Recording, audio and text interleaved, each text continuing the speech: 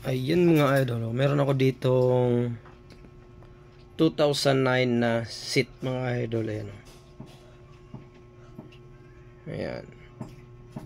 Ang bintahan nito mga idol ay nasa 4,000 pataas. Ayan mga idol.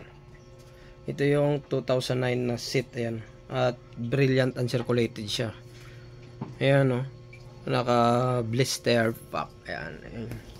Meron dito, ayan, medyo malabo ito. Meron dito, ayan, 2009 na 10 piso. Ayan, at saka 2009 na 25 cents.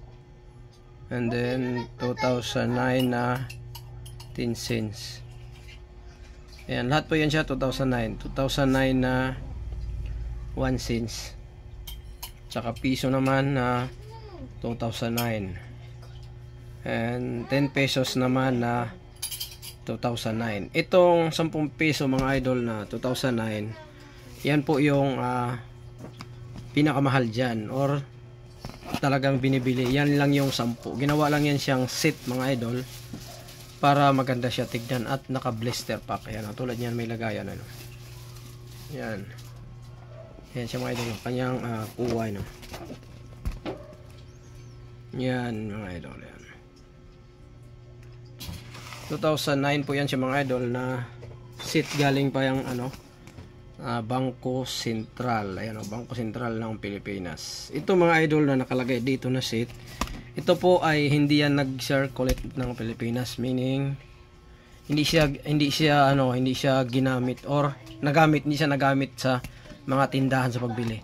Galing pa lang itong Bangko Sentral, binuo ng ganitong set, sila nagbuo at bininta sa mga kolektor mga idol. Ayan ayan, BS Payment, bininta sa mga kolektor, kaya mahal siya mga idol. Yung pag mayroon kayong mga 10 piso na ganito, pag gamit na or gasgas na or luma na, yan, nabibili po yan ng mga 1,000 pataas.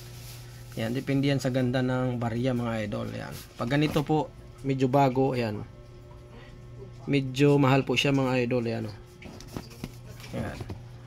Pag luma, siyempre mababa po ang presyo niyan mga idol. Yan, dapat po mga bagong na barya. Yan, pag mayroon kayong mga 2009 na 10 piso tulad nito mga idol, 2009 na 10, yan, PM nyo ako mga idol, dahil bibilhin po natin yan. 1,000 pataas ang halaga niyan mga idol.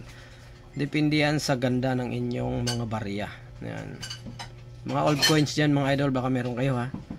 Yan, huwag niyo po kalimutan sa akin i-PM mga idol. Ayan pa-like and share naman sa ating video mga idol, para yung gusto magbenta at makikita din nila mga idol. Maraming salamat.